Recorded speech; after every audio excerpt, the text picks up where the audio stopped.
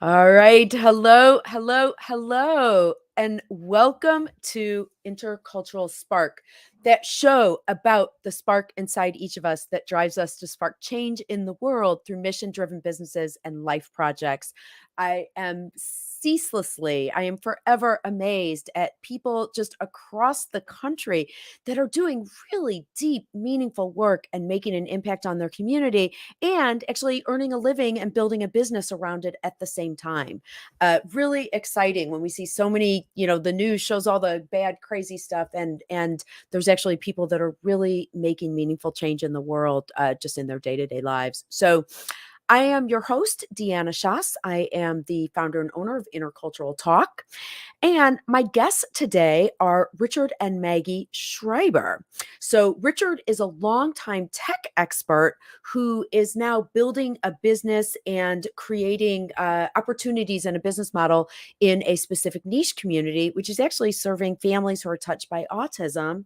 His wife, Maggie, also is building a business with products that help people with autism.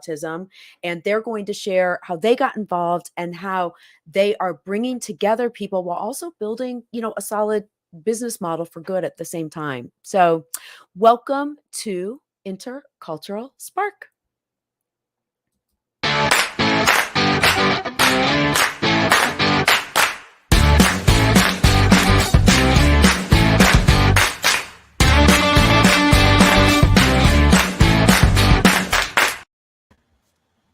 Hello, welcome to Hi. both of you. How are you?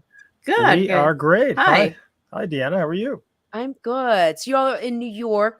I'm based in Chicago. We're sort of a cold and gray day here in Chicago. Likewise. Yeah, we got some rain going on and some typical March weather here. All right. So good time to just be inside and then chatting about the brightness. How about that? About the brightness that you bring to the world. Indeed. So, Yes. yeah. So Spring Richard, is I'm on. going to start. Oh, sorry. So I'm going to start with you. I mean, you long time interest in technology. I find it fascinating when we look at, let's say, a physical condition, let's say like autism, and you kind of started with this idea of tech and innovation, which is what you knew, to bring that into the autism space. What does that even mean, and what kind of drove you to do that? Well, sure, Deanna. Thank you for that question. Mhm. So, yeah, I'm a techie by really accident. I was a journalism major in college, so I always Mhm. had a lot of curiosity about things. Grew up during the Watergate trials in high school and read a lot of famous journalists. And so I got into tech by accident and just kind of found that I had a skill for understanding how to make like a workflow or a need into a software product, and built a career over that, and actually worked for many of the largest investment banks and law firms in the world, creating systems that help them save money and better their business processes. So please don't hold that against me. Yeah, but in all seriousness, I think that curiosity combined with in technology, especially if you're designing software, you have to kind of be creative. Mhm. Many people may not think of it that way, but it really is, because you're trying to solve a problem, and you're trying to solve a problem for a customer or a client, Mhm. or someone that may not always innately know Mhm. how to describe it.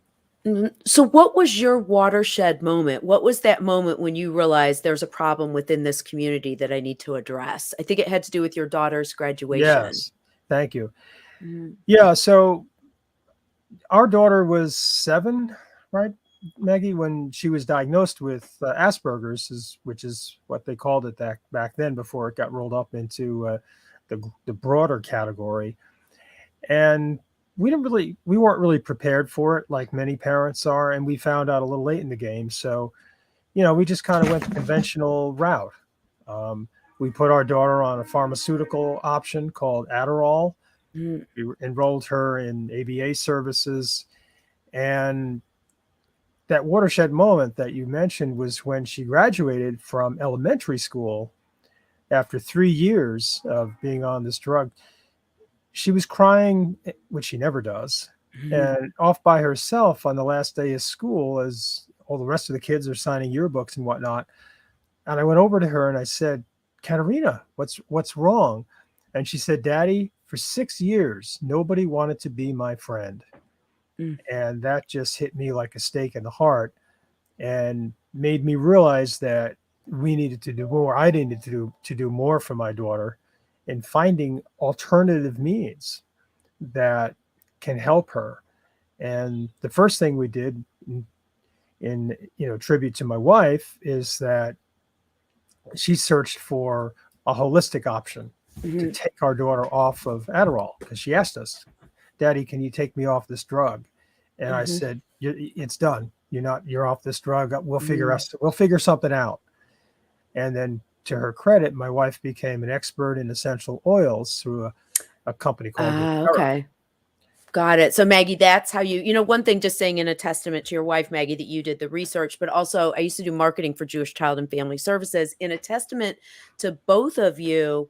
And sorry, please be like, okay, you're being rude. I hope I'm not being rude because what I actually am trying to say is how strong the two of you are as a couple, because Yes. the number of couples who divorce after they have a diagnosis of a child with a disability is huge. Like it's huge. So the fact that the two of you are working so strongly together is also just a really Thank powerful you. testament. So Maggie, now I know you do talk about then I'm finding this fascinating in a lot of ways because our society is a drug pushing society and everyone Yes. always Yes. wants to go take a Too drug, much take a so. drug. And so what have you learned, Maggie? I'm going to put up the Doterra. So there are actually natural essential oils. How does Yes. that okay, so how do essential oils interplay with autism?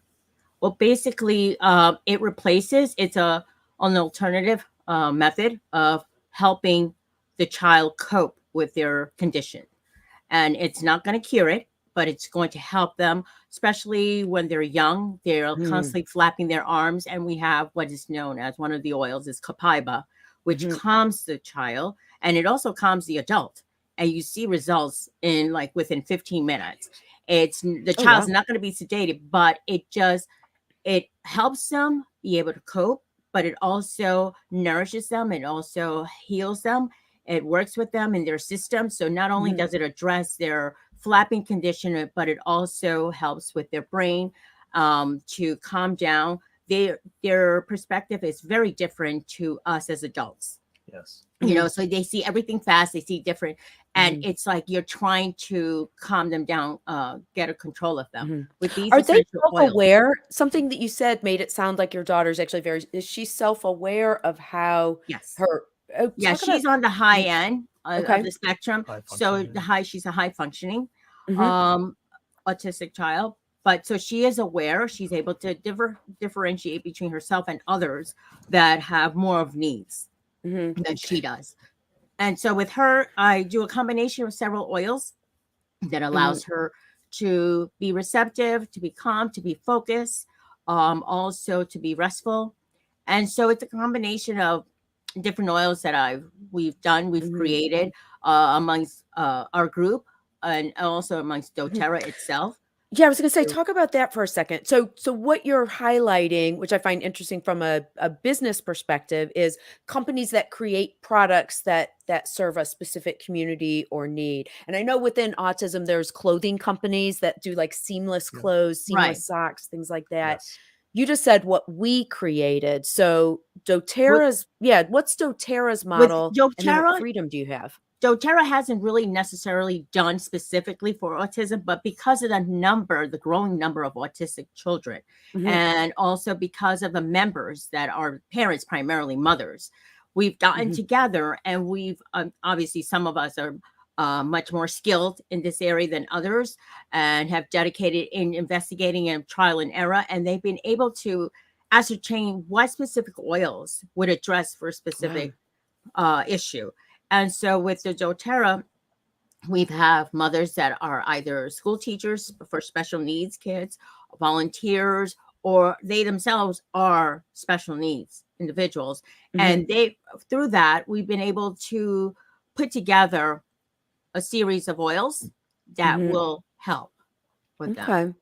And now that I know is sort of part of what you're doing, a product-based thing. Richard, you're putting together the big talk about the New York. You've got this whole community in New York, and you have a big fair coming up on May 7th. Yes, Deanna, thank you for that.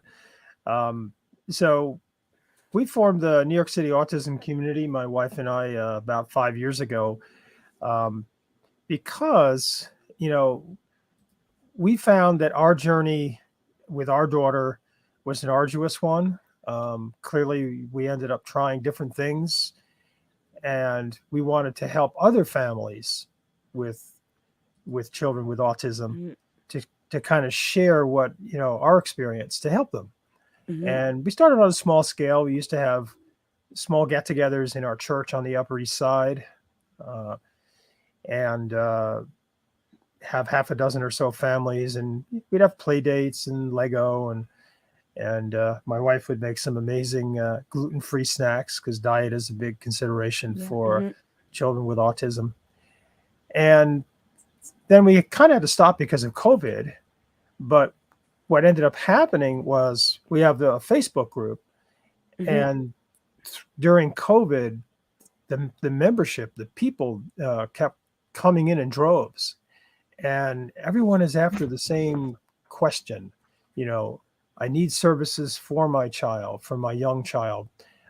More and more, it tends to be for a younger child, because the identification of autism Is it coming much younger now? Yes. The diagnosis, if you will, that's what they call it, but that's becoming much more commonplace, and people are also taking their children in at a much younger age. So anyway, so that's how it started.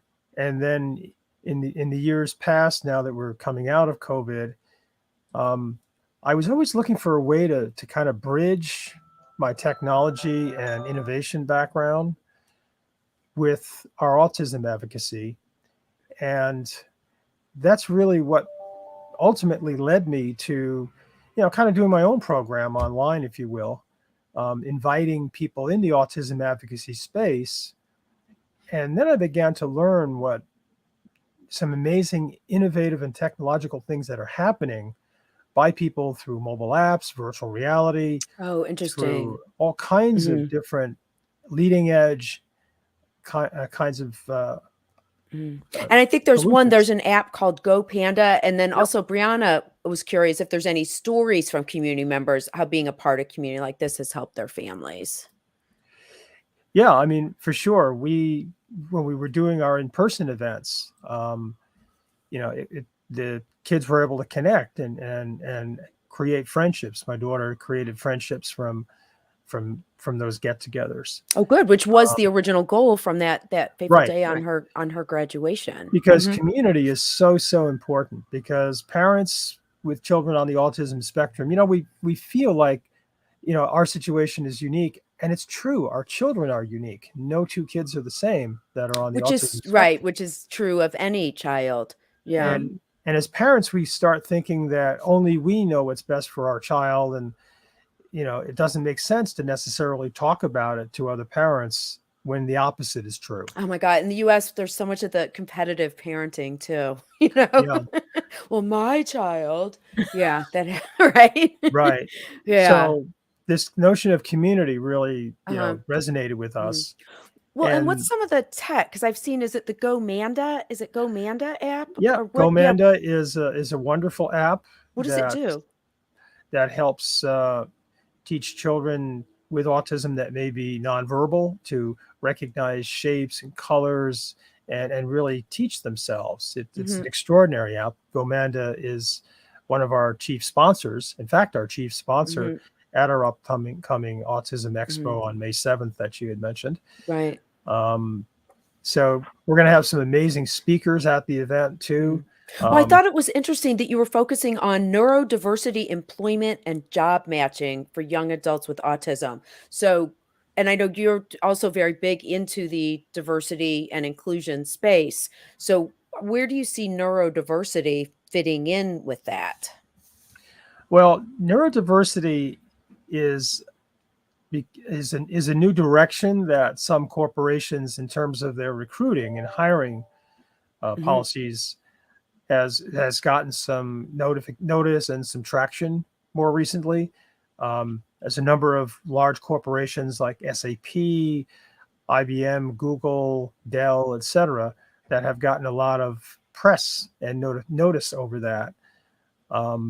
But the challenge is, it's one thing to say, oh, we've hired 100 or 1,000 autistic people. But the real challenge is within the corporate setting is whether or not these organizations will help to enculturate these autistic employees, and whether the rest of their employees, the neurotypical employees and their managers and bosses and whatever, whether they can be trained and be accustomed to accepting someone who's on the spectrum in the workforce. Right, to look at not only like diversity of bringing people in, but that inclusion and even that equity, because there you might need different resources to bring someone to that level, that level field within the corporation. In the case of neurodiversity, it's almost like you have to juxtapose. Enculturation is typically where one entity absorbs the other. That's the kind of the clinical definition. But when it comes to autism, so many times that autistic employee is sort of positioned to fit into whatever category or whatever container that employer can best fit them in, when the reverse needs to be true, that the employer needs to think about how they can alter or reshape their culture to accommodate someone on the autism spectrum. And that's a totally new revolutionary mindset. And there's not that many organizations out there yet that are taking that leap. I know IBM is one that's gotten a lot of credit. And we have Nat Lukowski, who is head of their neurodiversity area at IBM, who's going to be one of our keynote speakers at our conference.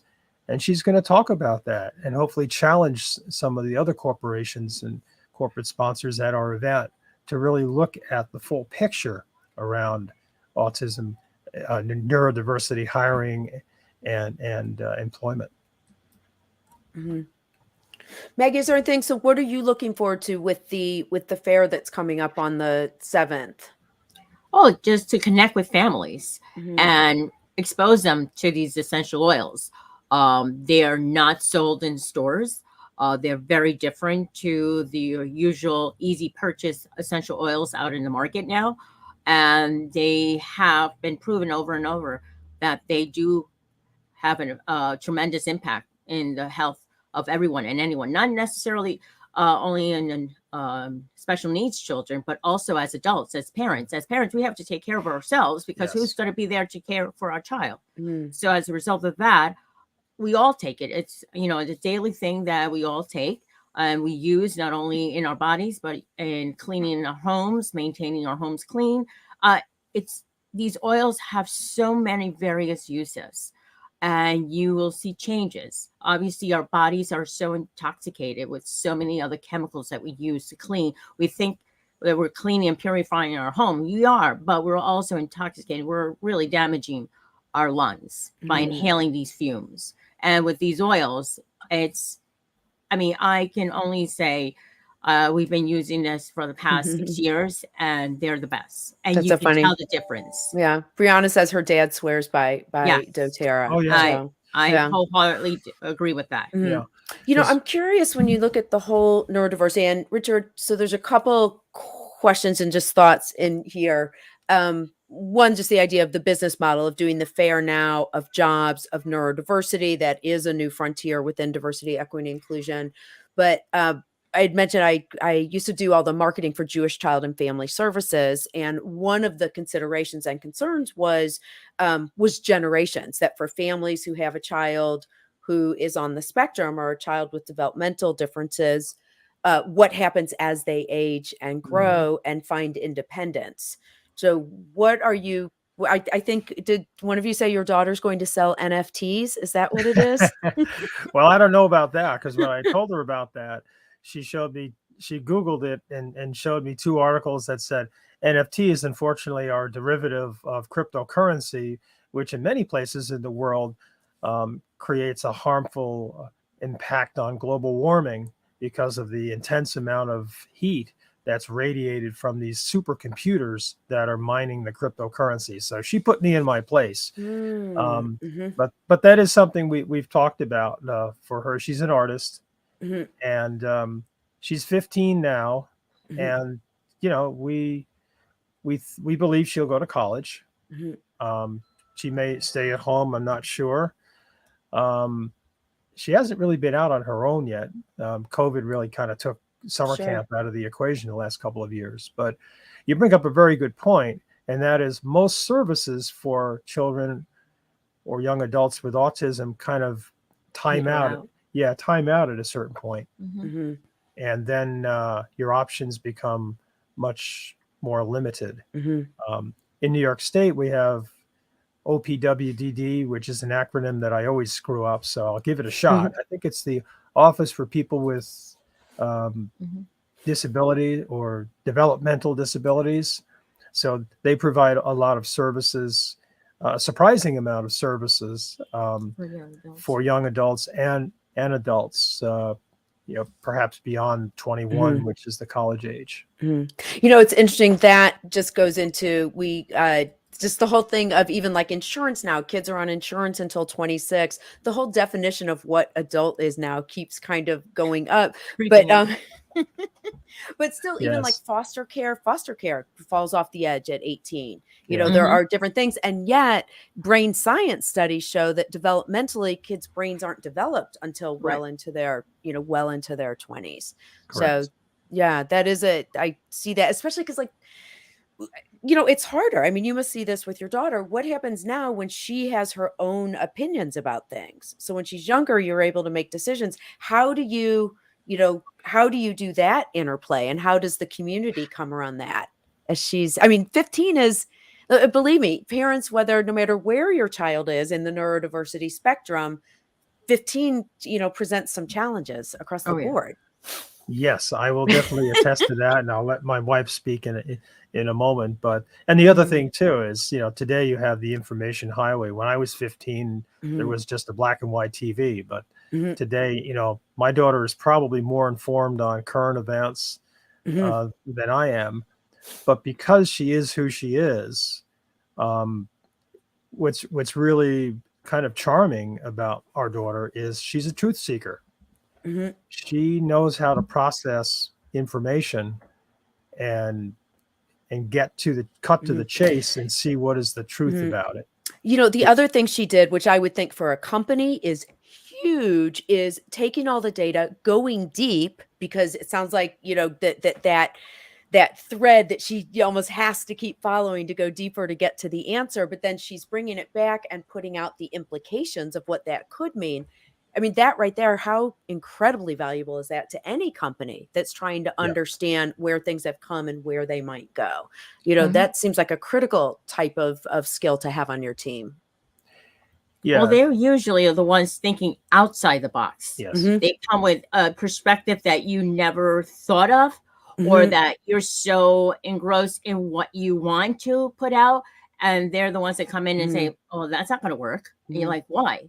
And they give you their opinion. You're like, you take a step Mhm. back. You're like, you're right. I never thought about Mhm. that. Well, if you think Um, about it, if you live in a world where the systems are not set up to serve you, of course you're going to look outside the system for, right. for Right. how to make Hmm. your way.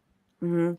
Right. Exactly. If the mainstream thinking is contrary to what your values are, what your beliefs are, then yeah, you have you're going to look for alternatives, and you're going to look for your own path. And that's pretty much what our daughter is, and what we hear a lot Mhm. of children that are on the autism spectrum.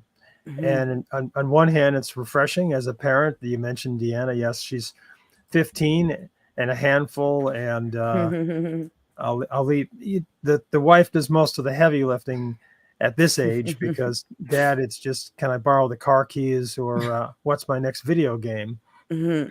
Yeah. Hmm. Mhm.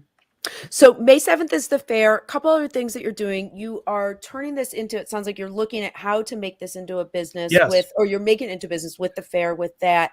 You also, and this is just along those lines of diversity, your board game. What's your board game? You created a Oh, diversity board game.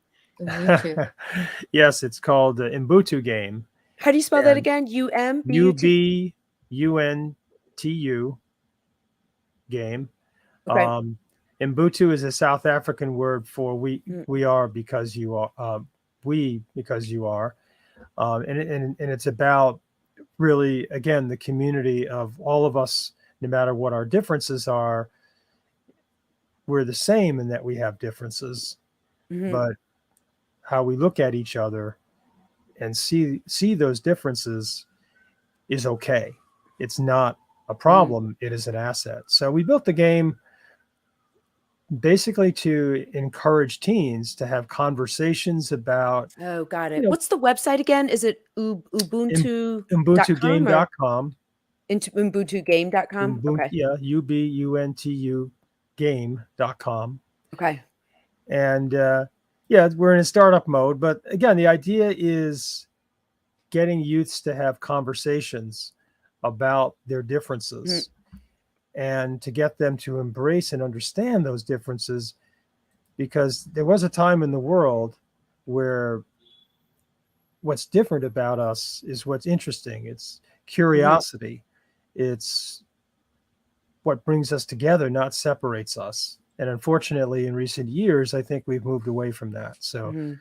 that's the purpose of our game. And we'll expect to have it at our expo, along with, again, just an Mhm. amazing array of Mhm. thought leaders Sure. and and people doing amazing things with And mobile people can find apps. out about the event here on the NY the New York New York City But autismcommunity.org yeah, we actually website. have a separate website for Mhm. the expo, which is just NYC Autism Expo 2022.com. And Great. we and you can also find information about the expo just searching Eventbrite for New York City Autism Expo, and you'll find it easily. Great. I'm just going to throw that up there really quickly for people. And kudos to you. I do think that when we look at, it's like that was the whole idea with intercultural spark is that people see problems in the world and then they create solutions to it. So when that was, I think it's Chris Brogan who has said that anytime you stop and go, well, why doesn't that exist? Like that should be the time to that should actually be the time to Yeah, say if it doesn't exist, then let's create create it. it. So Yes.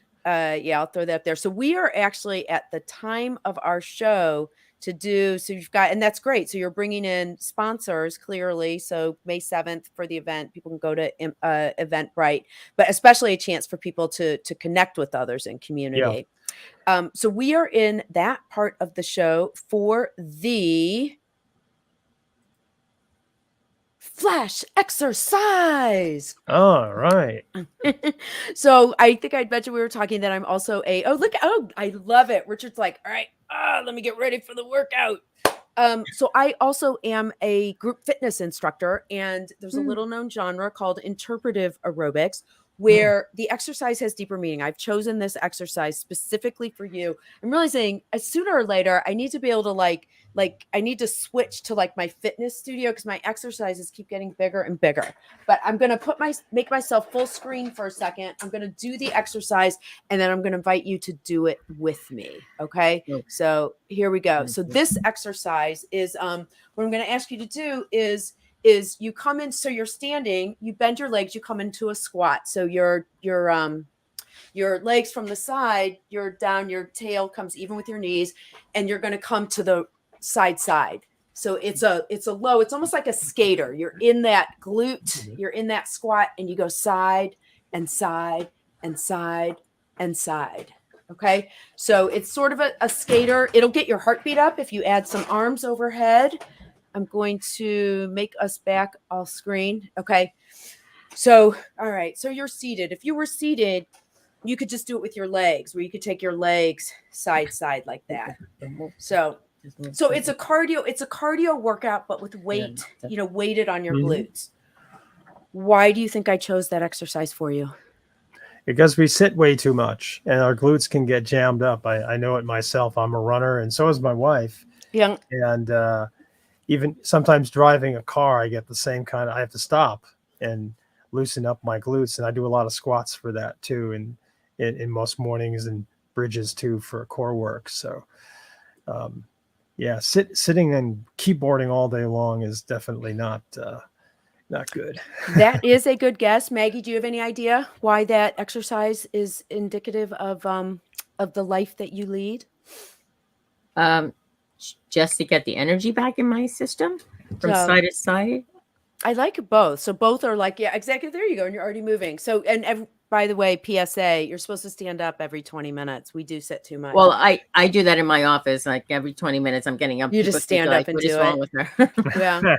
So I was thinking a couple things. One is, and all kids have their own unique things, but when you add this layer of working with of having a child with a disability, that idea of sort of a little bit more work, I would think. So you're squat and you're down, a little bit more work in terms of how you go through life.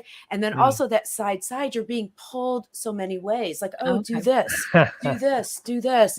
And what you're able to do with that strength, that foundational strength, is you're actually able to find a path forward for you. Oh, okay. Did you see all that with that exercise? I totally get that. Yeah. I told As you long as you don't have us doing burpees. it's the deeper meaning of fitness. Thankfully, burpee has never been the appropriate exercise for anything yet. Those are horrid. Those are absolutely horrid. I agree. Well, thank you both so much for being on the show. It was a delight to speak with both of you. Good luck with the fair. And and I hope to hear all about it and just continue to see your work, and we'll continue to follow you. So thank you both for being on the show. Thank you. Deanna. Oh, bye-bye. Bye-bye. Bye-bye now.